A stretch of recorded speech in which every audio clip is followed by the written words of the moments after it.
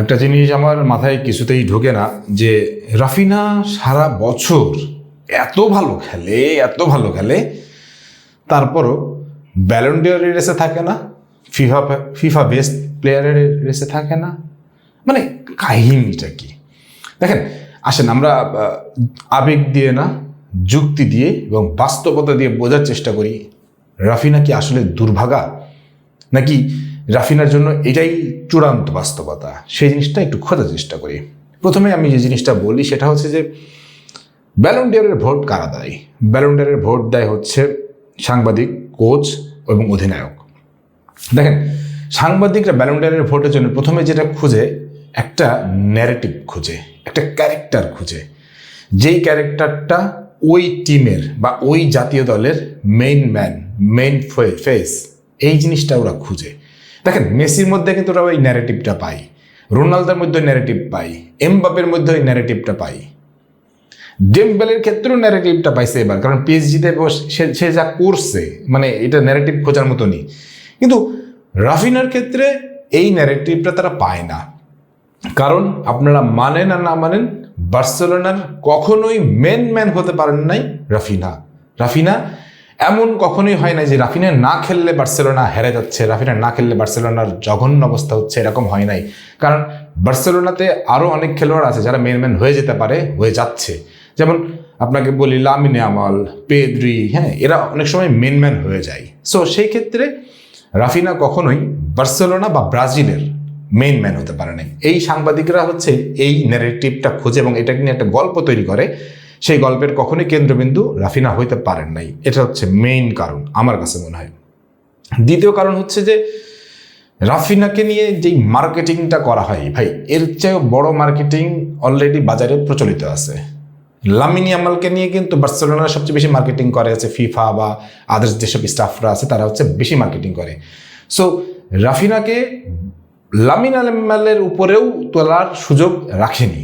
So দেখেন, ওই যে বললাম, সাংবাদিক, অধিনায়ক এবং কোচরা যখনই তারা ভোট দিতে যায় তখনই তারা মেইন ম্যান বিবেচনা করে, মুখচ্ছবি বিবেচনা করে। তখন রাফিনাকে আর মনে করে না যে এইটা হচ্ছে বার্সেলোনা বা ব্রাজিলের মেইন ম্যান। ব্রাজিলের দিকে তাকাবেন, সেখানেও তার মেইন ম্যান হওয়ার সুযোগ নেই। নেইমার, ভিনিসিয়াস জুনিয়র, রদ্রিগো, তারপর হচ্ছে এস্তাভো, এদের কারণে তারও মেইন ম্যান হওয়ার সুযোগ হয়ে ওঠে না। আমার কাছে সবসময় মনে হয়েছে এটাই মেইন কারণ। লাস্টলি যেটা হইলো ফিফা বেস্ট প্লেয়ারের, বা এখানে সে রেসেই নাই, এই জিনিসটা দুঃখজনক। আমি এইটা নিয়ে বলবো যে হ্যাঁ, এটা একটা খুব দুঃখজনক ব্যাপার যে সে জিততো কি না জিততো সেটা পরের হিসাব, বাট রেসেই নাই। দেখেন, বার্সেলোনাতে সে এবার যে পারফরমেন্স দিছে, সে কিন্তু এবার রেসে থাকারই কথা ছিল, বাট রেসে নাই। কিন্তু এখানে আপনাকে কয়েকটা জিনিস বুঝতে হবে। দেখেন, এসব রেসে কারা থাকে এবং কিভাবে তাদেরকে মানে রেসে তারা মানে ওই চিন্তাটা করে যে এই খেলোয়াড়গুলোই দরকার। যেমন আপনি আর্লিং হাল্যান্ডের কথা চিন্তা করেন। আর্লিং হাল্যান্ড এক সিজনে 50+ গোল করছে, 30+ অ্যাসিস্ট করছে, তারপর হচ্ছে ইউসিএল জিতেছে, ট্রেবল জিতেছে। তখন তাকে মানুষ মনে করছে মেন ম্যান। মেসির ক্ষেত্রে দেখেন, কোপা জিতছে, বিশ্বকাপ জিতছে, তারপরে হচ্ছে ভুরি গোল করছে, অ্যাসিস্ট করছে, তাকে মেন ম্যান মনে করছে। ভিনিসিয়াস জুনিয়রের ক্ষেত্রেও দেখেন, এমবাপে আসার আগে পর্যন্ত সে হচ্ছে যে রিয়াল মাদ্রিদ মেন ম্যান। ইউসিএলে তার ডমিনেন্স পারফরমেন্স, একদম ঠিক রাইট টাইমে জ্বলে ওঠা, গোল করানো, সব কিছু মিলে ভিনিসিয়াস জুনিয়রও কিন্তু মেন ম্যান, সেও কিন্তু রেসে ছিল। এই যে তিনজনের নামে আপাতত বললাম, এরা কিন্তু মেন ম্যান হয়েই কিন্তু রেসে ছিল। কিন্তু রাফিনহা কখনোই বার্সেলোনার থেকে এই ধরনের পারফরমেন্স করে দিতে পারে নাই, যে ট্রেবল, তারপর হচ্ছে যে ইউসিএল, তারপর হচ্ছে ব্রাজিলের হয়ে দুর্দান্ত করে দিতে পারে নাই। তবে একটা জিনিস সত্য যে রাফিনহা যে ধরনের পারফরমেন্স দিয়ে যাচ্ছে বা দিচ্ছে, এই জায়গাটাই আসলেই অনবদ্য। কিন্তু এটা আপনাকে মানতেই হবে যে ব্রাজিল এবং হচ্ছে বার্সেলোনার জন্য সে কখনোই মেন ম্যান হতে পারে নাই। মেইন ম্যান হওয়াটাই হচ্ছে এই সব ভোটের জন্য জরুরি, এবং এই ভোটগুলোতে মেইন ম্যান যখন হতে পারবেন তখনই আপনাকে রাখা হবে, কারণ তাদেরকে দিয়ে সে মার্কেটিংটা করানো হবে। আপনাকে যদি যখন মার্কেটিং করানো হবে না, তখন আপনি ভোট পাবেন না। এটা হচ্ছে রুডো বাট বাস্তবতা। সো আমার কাছে মনে হয় ব্যালন ডিওর বলেন, ফিফা বেস্ট বলেন, সব ক্ষেত্রেই যে মার্কেটিং এবং এই যে বললাম না যে নিজেদের মধ্যে মেইন প্রতিচ্ছবি হওয়ার যে সুযোগটা থাকে, সেটা রাফিনা কখনো নিতে পারে নাই। সে সবসময় ছিল অনবদ্য খেলোয়াড়, কিন্তু বিশেষ কিছু না।